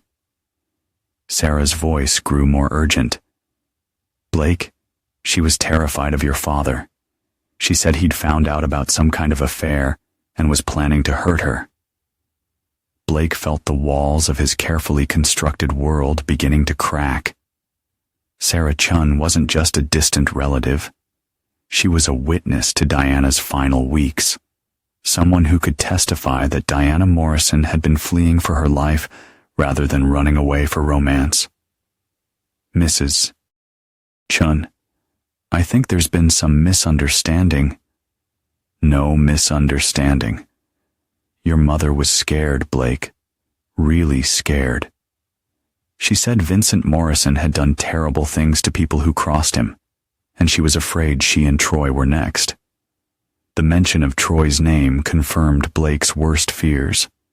Sarah Chun knew about the affair, the escape plans, even the specific people involved. If she decided to contact the police with her information, the entire narrative Vincent had constructed would collapse like a house built on sand. I need to think about this, Blake said. Blake, listen to me. If your mother was right about your father, then you might be in danger too. Do you have somewhere safe you can go? I'm fine, Mrs. Chun. My father loves me. Your mother thought he loved her too, right up until she realized he was planning to kill her. The words hung in the air like a death sentence. Sarah Chun wasn't just suspicious, she was certain. Diana had shared her fears with someone who was now in a position to expose everything. I have to go, Blake said. Blake, wait. He hung up and immediately dialed his father's cell phone. Blake, what's wrong? We have a problem. Blake explained the conversation with Sarah Chun, while Vincent listened in the kind of absolute silence that preceded violent action. When Blake finished, the silence stretched for nearly 30 seconds. Where are you now? Vincent asked finally. At home. Stay there. Don't answer the phone. Don't answer the door. Don't talk to anyone. I'm coming home. The line went dead. Blake sat in the kitchen, staring at the phone and trying to process the implications of what had just happened. Diana's cousin wasn't just a loose end. She was a witness who could destroy everything Vincent had built. And Blake had just delivered that information to a man who'd already proven his willingness to eliminate threats to his family. Vincent arrived home in 45 minutes, moving with the controlled urgency that characterized his approach to crisis management. He found Blake in the study, sitting in the same chair where they'd planned Diana's destruction months earlier. Tell me exactly what she said, Vincent commanded. Blake repeated the conversation word for word, watching his father's expression grow more dangerous with each detail. When he finished, Vincent walked to the window and stood with his back to his son, staring out at the estate he'd built through violence and intimidation. How much does she know? Blake asked. Everything. Diana was always too trusting for her own good. Vincent turned from the window, his face a mask of cold calculation. Sarah Chun knows about the affair, the escape plans, and Diana's fears about my reaction. If she contacts the police, she'll destroy the narrative you created. Worse, she'll provide them with a motive and timeline that points directly at me. Vincent moved to his desk and pulled out a secure phone Blake had never seen before. This is what's going to happen. Mrs. Chun is going to have an accident. Something believable. A home invasion, maybe. Or a car accident. Tragic, but not suspicious.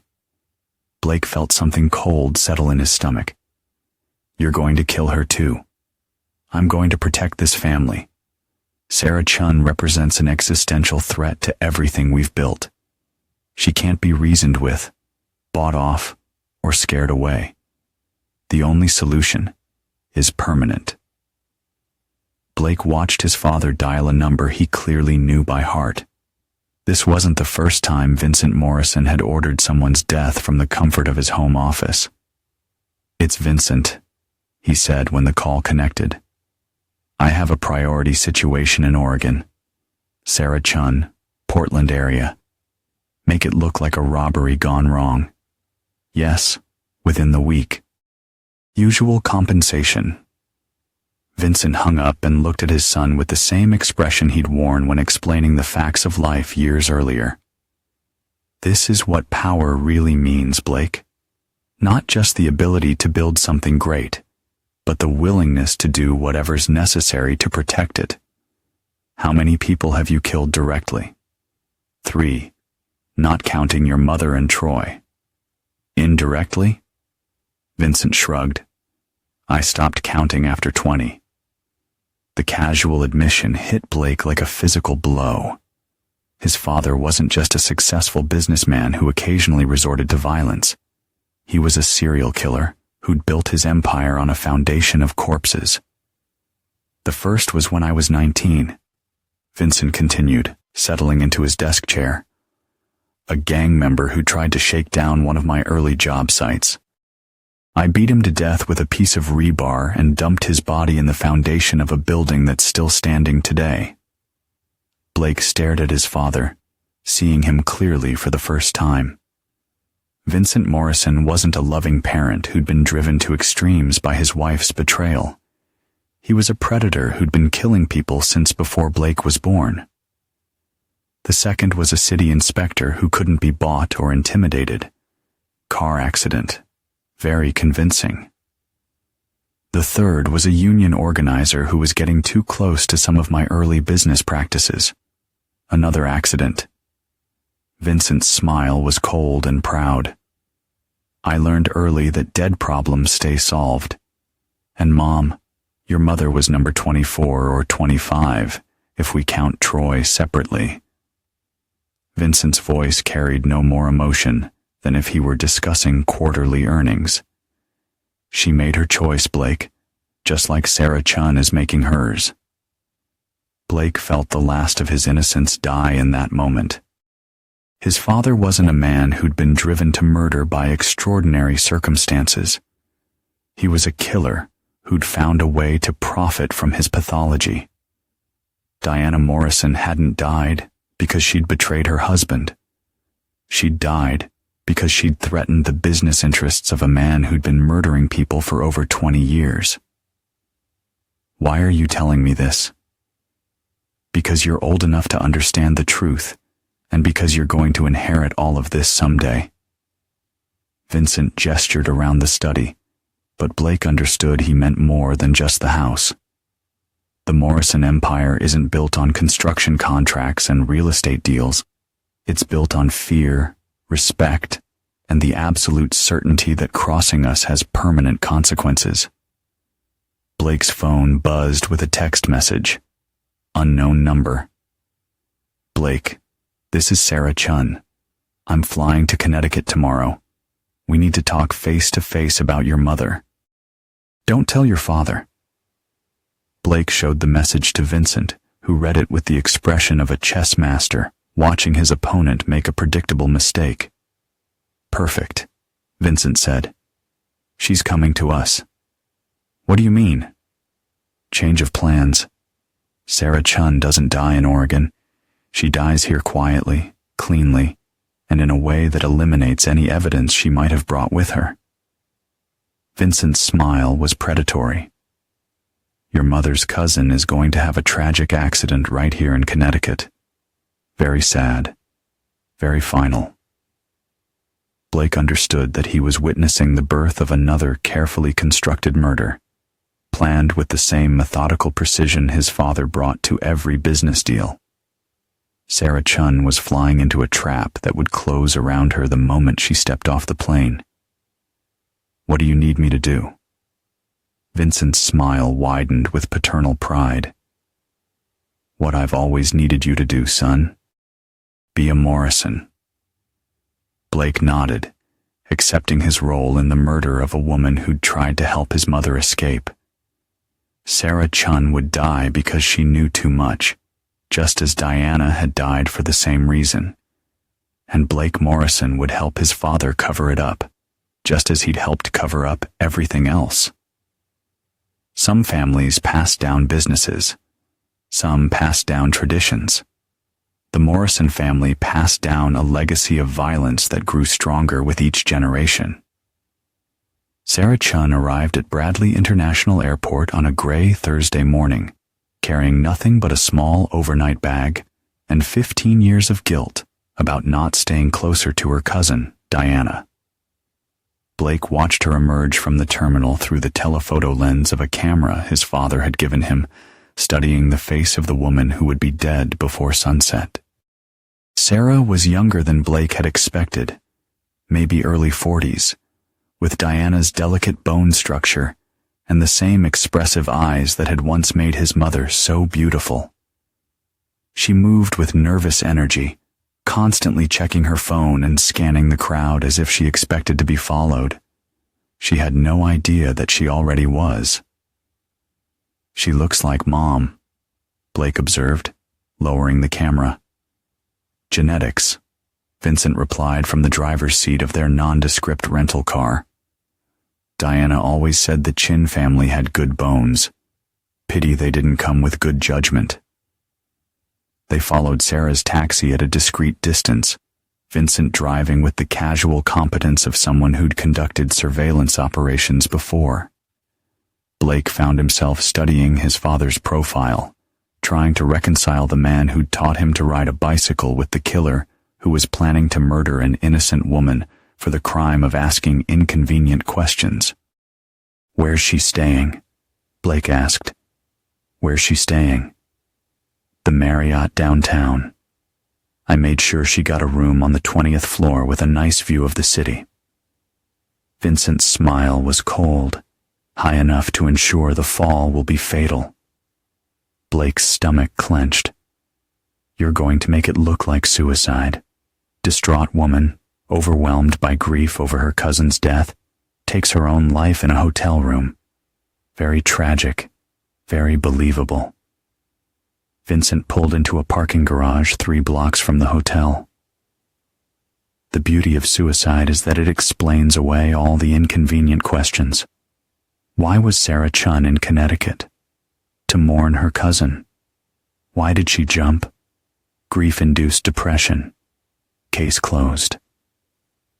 They waited in the parking garage for 2 hours, giving Sarah time to check in and settle into her room. Vincent used the time to review photographs and floor plans his people had provided, studying the hotel's layout with the thoroughness of a general planning a siege. "Room 2012, Vincent said, checking his watch. "She should be getting my call right about now." Blake's phone buzzed with a text. "Blake, your father wants to meet me at the hotel bar at 3 p.m. Should I trust him?" Blake showed the message to Vincent, who nodded approvingly. "Perfect. She's scared but curious. The combination will get her exactly where we need her." "What did you tell her?" "That I wanted to discuss Diana's final weeks, share some information that might help her understand what really happened." Vincent's smile was predatory.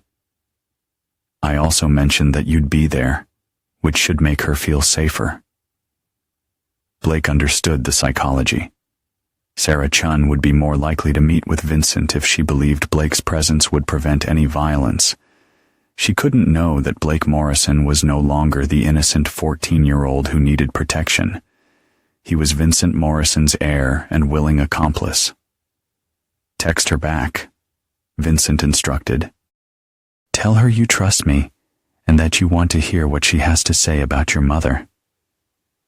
Blake typed the response, each word feeling like another nail in Sarah Chun's coffin. By agreeing to the meeting, she was walking into a trap that had been designed specifically for her, constructed with the same attention to detail Vincent brought to every kill.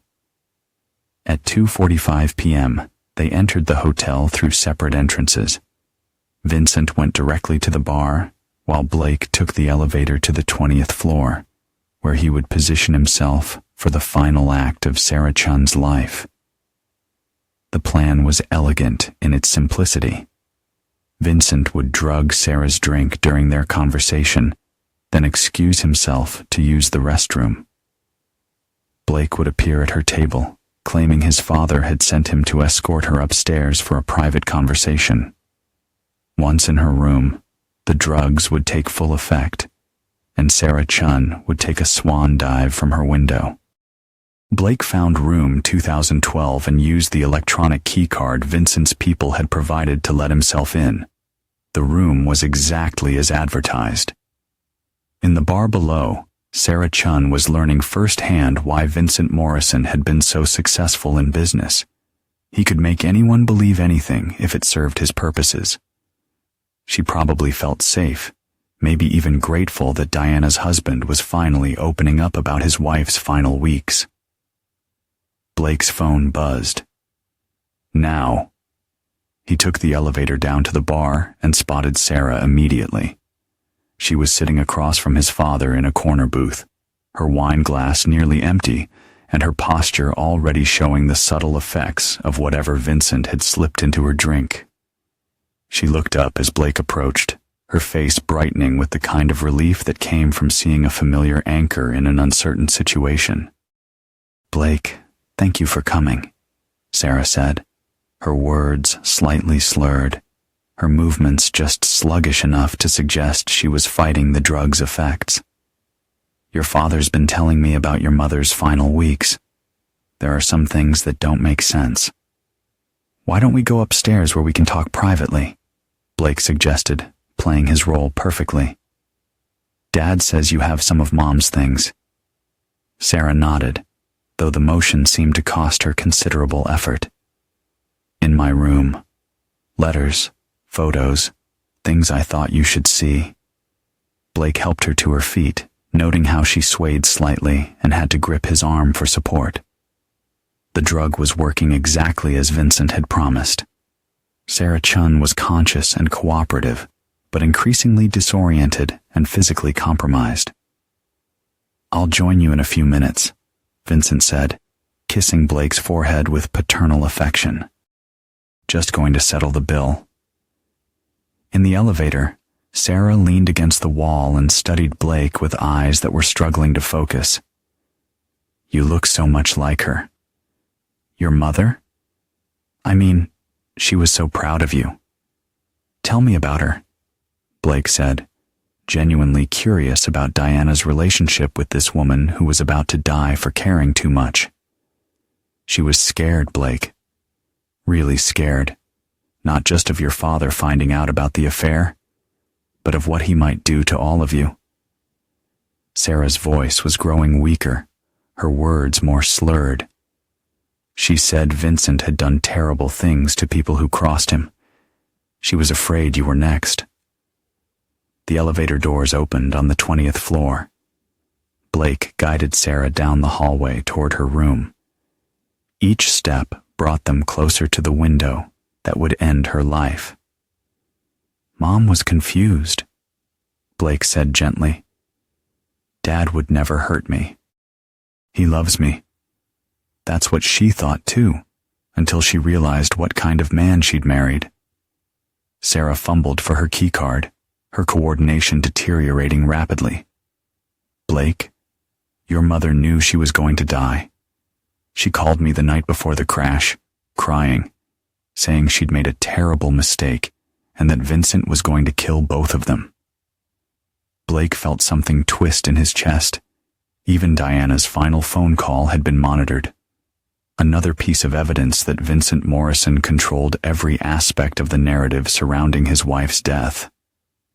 "Here, let me help," Blake said, taking Sarah's keycard and opening her room door.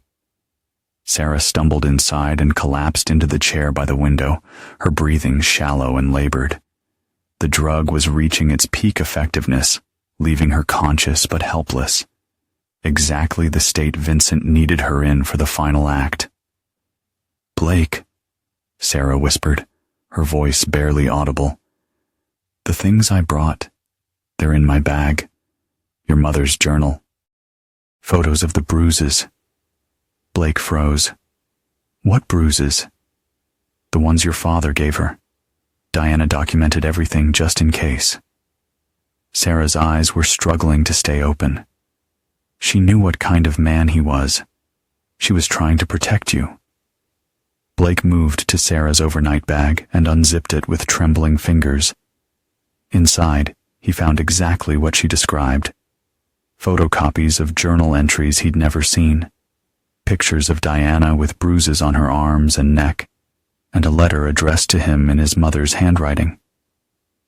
My dearest Blake, if you're reading this, then the worst has happened, and your father has carried out his threats. I want you to know that everything I did, including the affair that probably cost me my life, was motivated by love for you. Your father has been hurting me for months, ever since I began questioning some of his business practices. The bruises I've documented are nothing compared to what he's capable of when truly angry. I'm terrified that his violence will eventually turn toward you. I know this will be hard to accept, but Vincent Morrison is a dangerous man who has hurt many people over the years. I stayed silent because I was afraid, but I can't let that fear cost you your life. Run, Blake. Get as far away from your father as possible. Don't let him turn you into what he is. I love you more than my own life. Mom. Blake's hands shook as he processed what he was reading. Diana hadn't just been unfaithful. She'd been abused. Her affair with Troy hadn't been about passion or romance. It had been about escape from a husband who'd been systematically destroying her for months. She tried to save you, Sarah whispered from her chair. Diana knew what your father was, and she died trying to get you away from him. Blake looked at the photographs again, seeing his mother's bruises with new understanding. Vincent Morrison hadn't killed Diana in a fit of rage over her betrayal. He'd been planning her death for months, using her desperation and fear to drive her into Troy's arms, and then punishing them both for the relationship he'd essentially forced her into. Blake's phone buzzed with a text from Vincent. Status. Blake stared at the phone, then at Sarah Chun, who was fighting to stay conscious in her chair by the window. In a few minutes, his father would arrive, expecting to find Sarah drugged and ready for her final flight. Instead, he would find his son holding evidence that Diana Morrison had been a victim rather than a villain. Blake made his choice. Instead of replying to Vincent's text, he called 911. I need an ambulance at the Marriott downtown, 20th floor, room 2012. A woman has been drugged and is in immediate danger. Sarah's eyes widened as she processed what Blake was doing.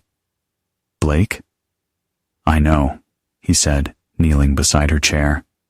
I know what he is. I know what he did to Mom, and I know he's planning to kill you, too.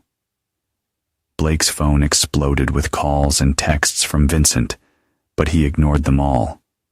Instead, he gathered Sarah's evidence and helped her to the bed, keeping her talking and alert until the paramedics arrived.